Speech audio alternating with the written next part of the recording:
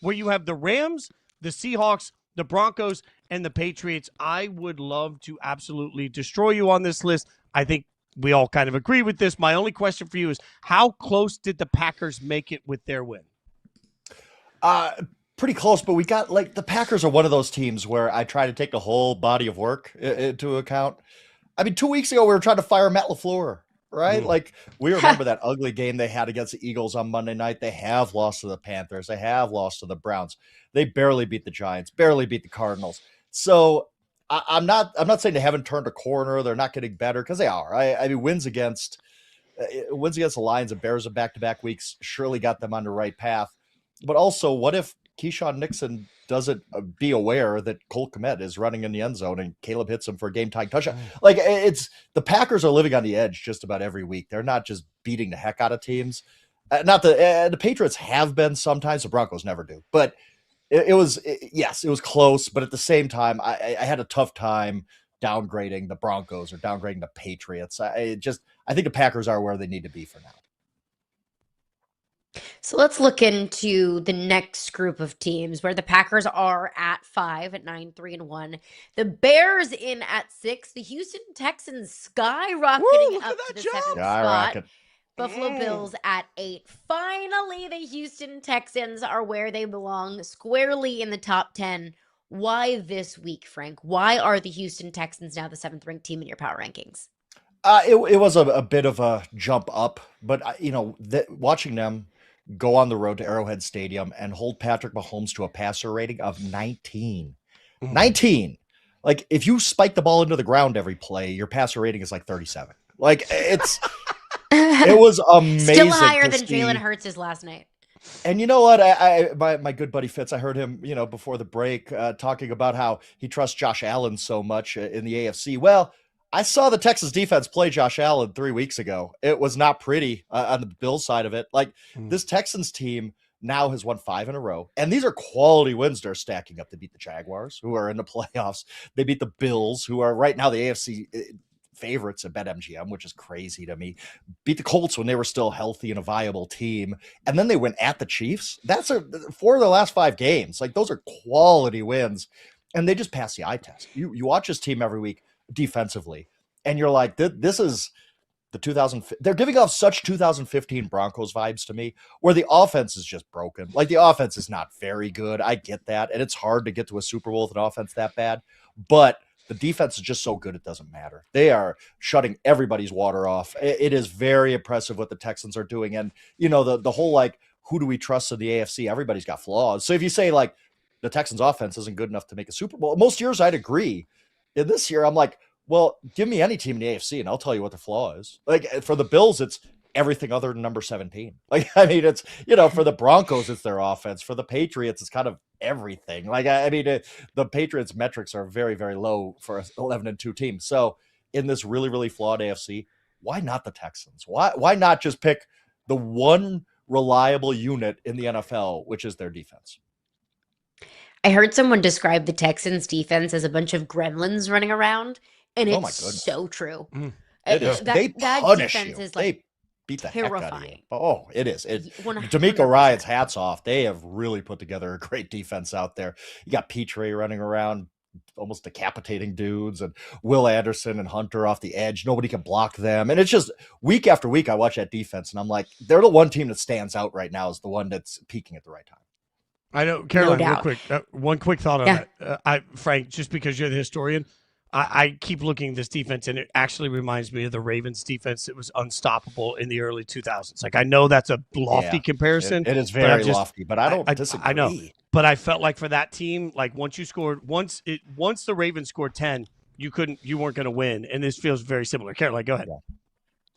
Yeah, I want to look at that Bears team. They stay pat at 6, even in a loss. Yeah. And I think that's the right move, Frank. As much as we give you a whole bunch of crap in your rankings, and trust me, we will give you plenty of crap, I think that's the right move. They were so competitive in that game. They were so physical in that game. Did you consider dropping the Bears after that loss to Green Bay? And what do you feel like you learned about the Bears against Green Bay? Yeah, and honestly, I didn't really consider it. I mean, somebody else would have had to have earned it. I mean, moving the Texans all the way to 6 would have been very aggressive. So I just looked at it this way. I said, I've been kind of low on the Bears, and Bears fans don't like me. I get that. But it's one of those things where I look at this game and I say, you went on a road to Green Bay with 22 seconds left. You were running a 4th down play with a chance to tie it at Lambeau Field. There's nothing wrong with that loss at all. Like, there really isn't. And they get the matchup in 2 weeks, week 16 at Soldier Field on a Saturday night. That's kind of the proving ground. Like, okay, Bears fans particularly, if that team is as good as you're telling me it is, all right, go beat the Packers. You're at home. It's going to be cold. It's going to be terrible. Almost beat them in Lambeau Field, or at least tie them, take them overtime. Okay, show me what you're all about in that game. That is the proving ground to me for the Bears. What do you do in that rematch in Chicago? But I didn't feel like they deserved to be moved down just because they lost. It was a very competitive game, coin flip at the end. I did not like the call on 4th and 2 there, 4th and 1. It just run the ball, get the first down, call your timeout. You still got plenty of time to get in the end zone. But they were aggressive. They went for it, didn't come up the way they wanted to. But that doesn't mean that they're any worse of a team. I'm more impressed with the Bears after that game, hanging in the way they did. This is a Bears team I've been low on because lack of quality wins, a lot of close wins against teams like the Raiders. Sorry, Fitz. And but this game, on the heels of beating the heck out of the Eagles, this game I was like, okay, that actually makes me more confident in the Bears going forward because they did play the Packers toe-to-toe in that game at Lambeau. If the world only knew how many times I get just a text that says, sorry, Fitz. And I know that it means inevitably it's about the Raiders. All right, let's go to the next grouping that we have here because I got a question for you about who you've beaten and how it matters. The San Francisco 49ers sit at 9. Now, the Chargers move up 3 for you after their big win. The Lions stay put. The Eagles go down 5. We'll get to the Eagles in a second. But first, the 49ers. I just want to read this to anybody that hasn't paid attention, right?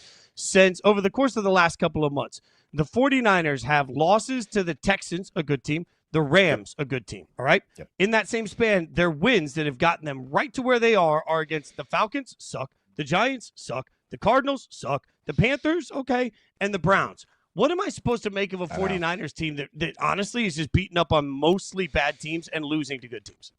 Yeah, and that's hard. That's why I'm not gung-ho on the 49ers, and I also realize their defense is – I still don't think it's very good, although Robert Saleh is doing really, really good work with that defense to get them to where they are. And also, like, look at it this way. I was, like, looking at the 49ers schedule and saying, all right, are they going to make the playoffs? I don't know because they get this game at Indianapolis in a couple of weeks. That's really tough. Well, now, okay, like they're probably going to go beat the heck out of the Colts in that game. So they're catching – the breaks they didn't catch with injuries, they're catching with the schedule. They're beating the teams they should beat, and that's a skill. And that's, not everybody beats the teams they should beat in this NFL season. So I give the 49ers credit for that, but I don't move them way up for a team that has their record that's like 97% to make the playoffs based on the various projections. I'm still a little lukewarm on them just because of that. Like, yeah, where's the win where you're like, I guess going back all the way back to that Thursday night when they beat the Rams, that was a really, really good win. But that was a long time ago, too. Recently, and Frank, real quick, I'll say, too, they have the Titans, the Colts, and the Bears their Titans and Colts are their bad games coming up. Then they finish with the Bears. And the Bears are at home, if I remember right. Yeah. The Bears, they get at home. So it's like, okay. Like, they're going to moonwalk back into the playoffs. And they're not necessarily a team I'd want to play in the playoffs because they're really, really well coached and they can put up points on. So the Eagles now on a 3-game losing streak. Jalen Hurts coming off of a 4-pick game plus a fumble, and 2 of those came in the same play. First player in NFL history to throw an interception and fumble in the same play. The Eagles have a positivity rabbit in the locker room, which can never be a good sign. Concern level for the Eagles. Where are we at? They're broken. Like and weeks ago, I kept saying, like, what? We're overreacting because it's Philly and everything is blown out of proportion. This team is still whatever their record was, 7-1 or whatever they were at that point. But you watch this offense week after week, and it's just if you get to mid-December and your offensive issues haven't been fixed, they're not going to be fixed. Like, you would have fixed them by now. You've had 3+ months to get this done. And it's just week after week, you're like, can they get anything going? They scored 1 touchdown last night. I mean, Saquon Barkley had a really, really good game, and they still only scored 1 touchdown. And that was on a long run by Saquon. And they're one of their few creative plays all season where they fake the tush push and pitch it out to Saquon. They cannot win a Super Bowl. They can't make a deep playoff run with an offense like this. Like, their defense is really, really good. But right now, everything else on that offense is just broken, and I don't get it. I get their offensive coordinator is an issue, and Nick Sirianni refuses to make a change. He's being very stubborn about this. Perhaps I go back to, you remember a couple years ago when they faded down the stretch, and it was like this, Nick Sirianni might get fired, and they delayed the press conference, and they all came out, and they said, Nick Sirianni's still our coach, but we're stripping all of his offensive play calling power. I wonder if Nick Sirianni's passively aggressively saying, okay, you don't want me to call plays anymore. Here you go. Here's Kevin Patullo. I'm not demoting him at all. Like, I do wonder if that's going on because there's no other reason. The offensive coordinator, Patullo, needs to be demoted. Like, he is not calling a good game in any way. When you have A.J. Brown, Devontae Smith, and Dallas Goedert, Saquon Barkley, and Hurts on that offensive, you shouldn't be this bad on offense, but they are. It's an unwatchable offense at this point. I've spent so much time. I consistently say, wow, we waste our time in the summer with some of these conversations that don't matter. Offensive, defensive coordinators matter. I'm just saying, look at the Lions, look at the Eagles. Every time you change coordinators, it matters. I will die on that hill. Sorry, Caroline. No, all good. But let's take a look at the next group of teams. We've got the Jags at 13, the Dallas Cowboys, who are relishing in this Eagles downfall at 14, Kansas City Chiefs 15, Pittsburgh Steelers at 16. The Chiefs coming off of a loss against the Texans. And Frank, I told Fitz last Friday, I'm going to hold myself and you accountable. If the Chiefs lose to the Texans, I will officially pronounce them dead. In your opinion, you sure? Are the Chiefs dead? They're on life support. I think there's still a pulse. It's not good. But if you look, okay, they have 2 winnable games coming up. I think one's against the Titans. 2 games they should easily win, right? They play the Broncos at home. They play the Chargers at home. Not easy games, not games that this Chiefs team necessarily wins, but all of a sudden that the Colts situation, which we're going to get to, all of a sudden kind of opens things up a little bit in the AFC for that 7th seed. Now, the Chargers winning last night was a big problem for the Chiefs. I get that. Like they need the Chargers to kind of fall apart a little bit, but the Chargers have some tough games coming up too. One against one against the Texans, I believe. So I can't shut the lights out yet on the Chiefs. There's not a lot of hope, but I will say this. If the Chiefs somehow get that 7th seed, who would be our Super Bowl pick? It'd be the Chiefs, right? Like we'd pick them to win the AFC. I know they're 6 and 7, but I've talked about this. We talked about this last week. Metrically, if you look at the analytics, this Chiefs team and last year's Chiefs team are the same team. The only difference is the Chiefs cannot win a close game this year. That's unlucky. Last year was really, really lucky. This year's unlucky, but this is not a bad football team. They're just not. Everybody's like, oh, the dynasty's over. They need to rebuild. Like what? But no, they're just fine. And if they could somehow, some way just sneak into the playoffs, I'd pick them to win the AFC. I would. Okay. As crazy as that sounds, I seriously would. But in this grouping of teams, Frank, we have buried the lead, all right? Because it's our job to be the voice of the people here. Booval is the new name for you. Booval. How in the hell have you moved the Jags down a spot after they win? This is a team that's won 4 straight. They've won 5 of 6. Their one loss was a meltdown to the Texans that never should have happened in a game where, as we just talked about, the Texans defense is absolutely unflappable. And the Jags put up 29 against that defense. And you move them down. Like you have the Jags below the Eagles who can't score on a 5th grade JV Pop Warner team. And you are putting the Jags at what in the hell are you doing, Frank? Yes. And look, eye test. I hate when college basketball people do like the eye test for the tournaments, but I'm going to do it now. If you've watched the Texans recently and you've watched the Jaguars recently, you're like, wow, this Texans team is nasty. And you watch the Jaguars, you're like, how are they winning? How are they doing this? I don't get it. Like I go back to August. I picked the Jaguars to win this division. I want to be right about that. Just like I picked the Broncos to win the AFC West. I want to be right about these things. But I watch the Jaguars and I watch the Texans every week. And I'm like, these 2 teams aren't the same. Like the Jaguars are getting by, and maybe they could win enough games to get into the AFC South Championship. But I just don't think they're a very good team. I don't. And again, I was all about them before the season. I thought Travis Hunter, and Trevor Lawrence with Liam Cohen, and all this stuff. They're just kind of a lukewarm team for me. I don't see them winning a game in the playoffs. Let's put it that way. Whoever goes into Jacksonville, I'll probably be picking the other team, and I don't want to just dump on them. But I just don't see it from them. They're just they're not special really in any way. I just liked Booval. I just wanted to make sure that I got Booval in. That was that's amazing. Not bad. Thank you very much. Let's go to 17 through 20 here. You've got the Tampa Bay Buccaneers at 17. And there's some other teams on this list. I just want to take a pause here because I think we said earlier in the show that there was a time this year, where the Buccaneers might have been one on the power rankings. What say we, man, no, Frank? That's right. Frank's That's right. right. What do you want to say? Anything you want to say to the world? The one thing about the Buccaneers, if you look at what they've done this season, they didn't have a bad loss. Every single loss they had this season was to a team with a winning record. And some very, very good teams. And then Sunday happened. You cannot lose to the Saints at home. Like, if I'm going to take you seriously, you cannot lose to the Saints at home. They're probably still going to win this division. If you look at the schedule, all they really need to do is split against the Panthers, and they're fine. But, oh my goodness, you can't. Baker Mayfield is really falling off. Like, if you look at the past few games, it's not there anymore. And it's not like they're getting healthier and Baker Mayfield's getting worse. And Baker Mayfield's playing with a lot of injuries, and that's obviously affecting him. But Tampa Bay has gone from a team where I'm like, maybe they're a little underrated because they just haven't been able to beat the good teams when they were injured. No, you lose to the Saints. I can't trust you anymore. I said on Friday, I was like, I think the Saints are such a bad football team that I don't even have the capability to win a game against a team that's solid or average or good. I was proven wrong. They've beat the top Sunday. teams in that division on the road now. They beat the Panthers. They beat the Buccaneers. Like, what do we make of that? Like, that's God, boy, the NFC South is just bad. It's just bad. It's bad. And the AFC North isn't great either. Neither are the Baltimore Ravens. Our producer Hutton Jackson is a diehard Baltimore Ravens fan and has talked a lot about potentially moving on from John Harbaugh.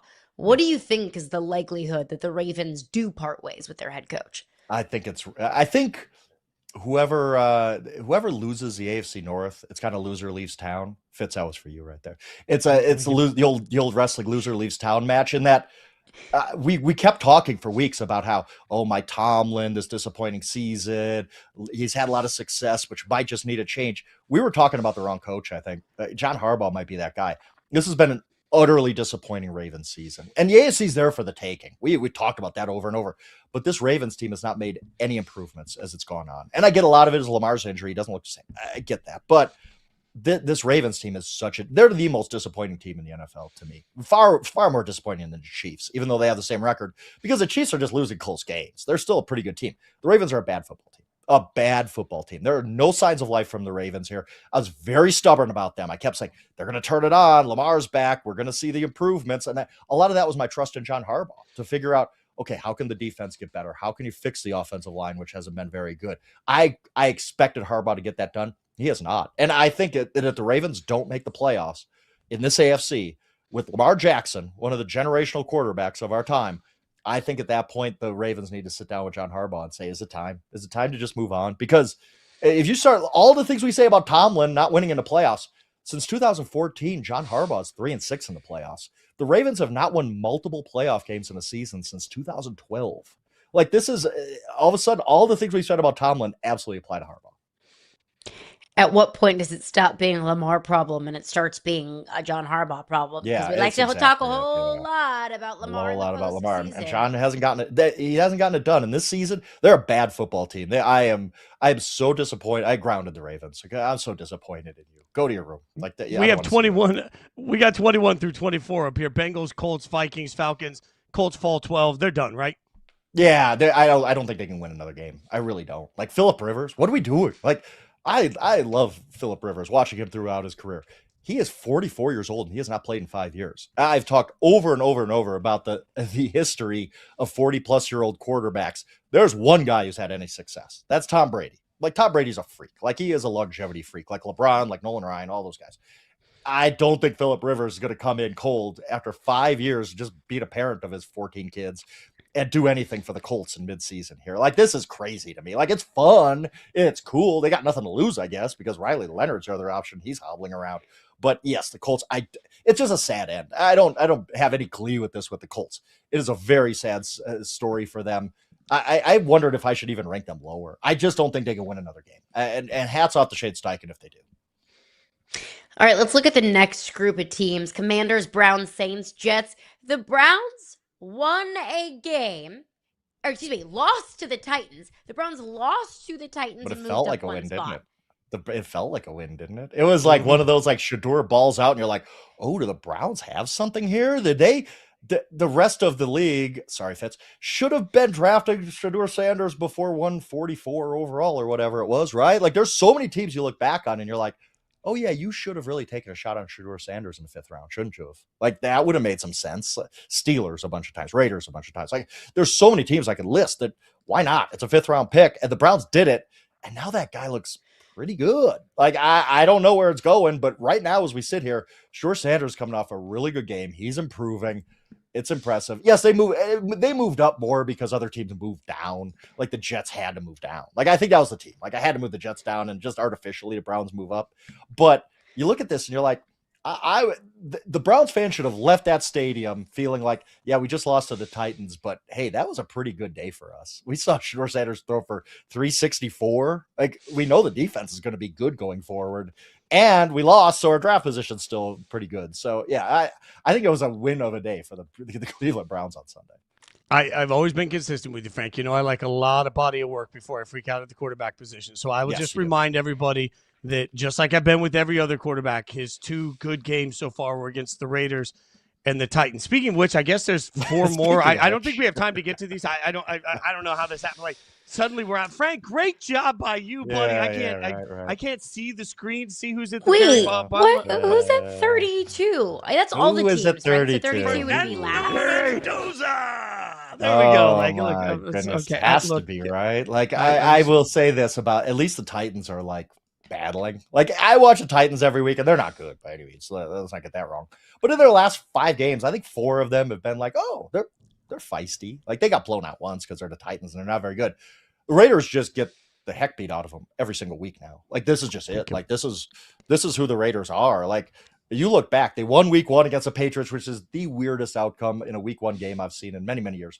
And since then, they are 1-11 with a home win against the Titans, and that's it. Like, this is just, I almost keep expecting every Monday to have a text on my phone when I wake up saying Pete Carroll has been relieved of his duties. That's how bad it is. Like, it's just, I'm sorry, Fitz, there's no hope other than the draft. Like, yeah, Mendoza, he might be coming, he might save you. But right now, like, what about that? Like, Ashton Shenty, like, he's a ghost. And I don't know if that's all him, but he's certainly not overcoming it either. Like, everything about the Raiders is bad right now. It's just awful. Like, I don't know how you watch this team. You watch this team every week still, right? You punch yourself through that? Yeah, I figured you did. I didn't know if you've gotten to the point. I didn't know if you've gotten to the point of like, I'm not watching this Broncos game. I just can't. I cannot watch them get their tails kicked by the Broncos. But you do. I respect it. I don't know how you do it either, because I watch that team. I'm like, oh my goodness, this is so depressing. And I have nothing at stake with the Raiders. When you get that text, send me a congrats, happy for you, buddy. That's all I need. When you get that Pete Carroll's gone text, you can just send me happy for you. You can check out the rankings. Obviously, follow him on social media at Yahoo Schwab. Check out his power rankings at Yahoo Sports. Frank, we appreciate you, even though you did a terrible job as always. Appreciate you guys. It's great work. Thanks, Let's Frank. see if we can recap some of this. Or at the top of the list, we all know that the number 1 team didn't change, so not a lot there. At the top of the list, the Rams won. I can't see who's 32. It doesn't pop to me. The Texans, the highest riser, and it's the Raiders, and the Colts, the biggest faller. I don't think there's a lot of surprises there. Really tough though. It's just a reminder, Carolina, of how disappointing the season has become now for a Colts team that I think the entire fan base felt so much joy just a month ago. I hate it so much for Colts fans, because Colts fans, I think, have felt so stuck in the middle for so long. They've always been good enough to not pick, in the top 5 in the draft, but also not good enough to make any sort of run in the postseason or even win the division. It's been a minute since they won the division, so I hate that it just feels like the next gut punch for this Colts team. But just look at the risers and fallers. That just shows how crazy this AFC South has been. A division that we both said would be one of the worst ones in football. It's turned out to be a really exciting race.